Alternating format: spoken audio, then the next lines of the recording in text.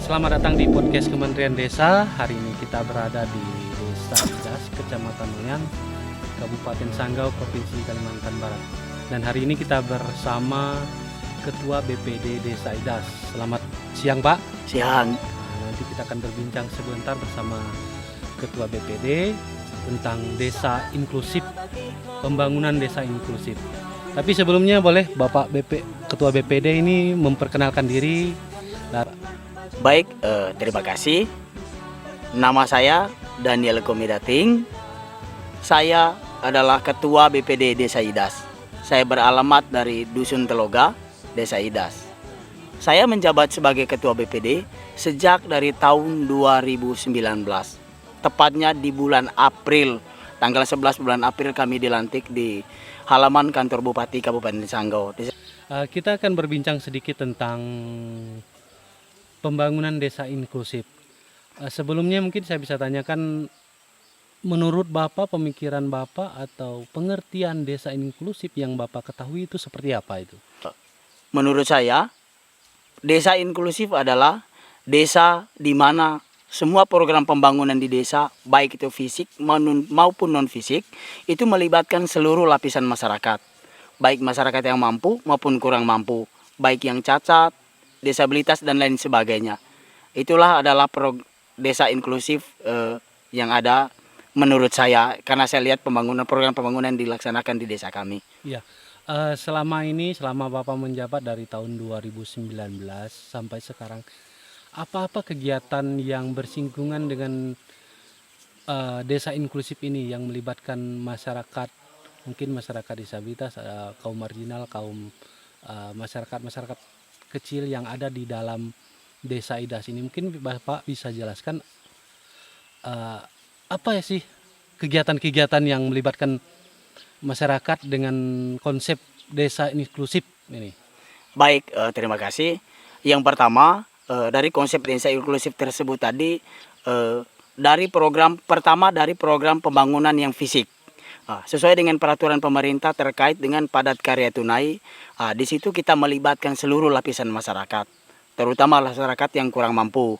Itu PKT padat karya tunai, di situ kita melibatkan semua masyarakat untuk ikut bekerja dalam program pembangunan fisik. Itu di bagian pembangunan fisik. Kalau di bagian pembangunan non fisik terkait dengan desa inklusif ini, kita di desa juga ada bersama dengan kepala desa ada program yang namanya peningkatan iman umat beragama. Jadi di sini ada pemberdayaan program peningkatan iman masyarakat umat beragama. Dalam program tersebut kita melibatkan seluruh masyarakat. Karena apa? Untuk peningkatan iman ini itu adalah sangat penting bagi saya dan manfaatnya buat desa. Di saat manusia tersebut atau masyarakat tersebut memiliki iman kepada Tuhan, maka dia memiliki hati yang baik. Sehingga dia juga pola pikirnya akan berubah dan lebih baik lagi. Sehingga di saat pemerintah memberikan pembangunan yang berupa fisik ataupun non-fisik yang mengarah untuk merubah hidup masyarakat, maka dia akan mengerti masyarakat. Karena untuk memajukan sebuah desa itu adalah bermulai dari pola pikir masyarakat.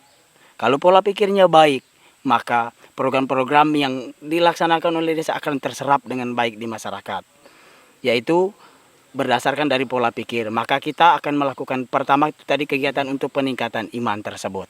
Ya, dalam kegiatan seperti peningkatan iman yang dilakukan oleh desa ini, bagaimana trik cara agar partisipasi masyarakat itu lebih aktif?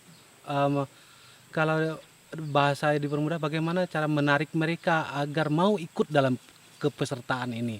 Nah, itu bagaimana itu? Baik, pertama-tama kami dari desa melakukan program pembentukan tim. Tim itu terbentuk dari pemerintahan desa, dari aparatur desa. Dan di aparatur desa yang penting sekali itu adalah kepala dusun di dusunnya masing-masing. Di setiap dusun dia akan melakukan rapat bersama dengan masyarakat dan memberitahukan bahwa di desa akan ada program peningkatan iman dan semua kegiatan karena semua kegiatan tersebut dianggarkan oleh pemerintah desa. Nah, maka masyarakat hanya hadir untuk mengikuti kegiatan tersebut. Berdasarkan itu, maka kepala dusun karena semua kepala dusun juga di desa kami ini, hampir semua kepala dusun adalah pengurus agama maupun di masyarakat juga, mereka selalu menginformasikan terkait dengan kegiatan tersebut untuk membuka hati masyarakat agar mereka ikut untuk mengikuti kegiatan tersebut. Ya, selain pembinaan iman yang digadangkan oleh pemerintahan desa ini dan ingin melibatkan dan sesuai dengan pembangunan desa inklusif ini bukan hanya secara fisik tapi non fisik, ada enggak lagi yang mungkin kegiatan lain yang ada? Eh, Kegiatan lain selain dengan pembinaan iman tersebut sesuai dengan program desa inklusif ini tadi, ada yang namanya pemberdayaan perempuan, yaitu melalui PKK. Di kegiatan PKK ini semua ibu-ibu PKK dibina oleh pemerintahan desa, dikasih kegiatan seperti penanaman sayur, dasawisma, dan program-program lainnya yang membuat meningkatkan taraf hidup masyarakat melalui program PKK, kurang lebih seperti itu. Oh iya, selain itu juga saya mau menggali nih potensi desa wisata yang ada di desa Idas ini. Apakah ada di desa Idas ini atau ada dan udah berjalan, dan bagaimana keterlibatan desa terhadap mungkin ada tempat yang bagus dikunjungi, indah atau seperti apa di sini? Kalau terkait dengan tempat pariwisata di desa Idas ini sebenarnya ada.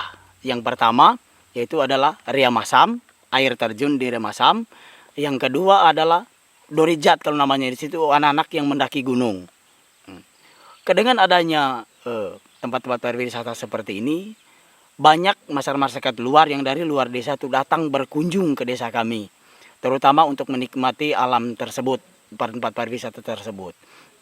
Manfaatnya buat desa adalah ya begitu banyak orang luar datang berkunjung melihat desa kita, dan begitu banyak juga anak-anak muda yang mengekspos tempat pariwisata tersebut sehingga tempat tersebut makin banyak dikenal orang karena begitu banyak orang luar yang datang berkunjung ke tempat pariwisata tersebut. Oh, berarti di sini ada dua tempat, yaitu pertama Riam Asam dan yang kedua apa? Dorijat. Dorijat. Nah, namanya Dorijat itu adalah pendaki Dorijat gunung. ini adalah Gunung. gunung Ya, ya, kalau gunung bahasa tertinggi. sini ini adalah Iya. Dorit, bahasa Indonesianya adalah Gunung. ya, Dorijat. Selama ini perhatian desa terhadap tempat ini seperti apa nih? Selama ini perhatian desa menurut sepenglihatan saya masih belum terlalu Maksimal. Iya. Karena yang pertama tempat pariwisata Ria Masam ini yaitu bekerja sama dengan pihak paroki, yaitu pihak gereja umat Katolik. Nah, Iya. jadi karena di tempat pariwisata ini ada tempat pariwisata rohaninya, jadi bekerja antara dua pihak, yaitu pihak pemerintah dan pihak gereja. Nah, di situ makanya perhatian pihak desa juga enggak sepenuhnya karena harus bekerja sama dengan pihak gereja tersebut. Oh ya. Real pembangunan inklusif, mungkin ada pembangunan inklusif yang libatkan banyak orang dalam sinergitas tempat wisata tadi antara gereja dengan pemerintah desa, ada enggak seperti itu?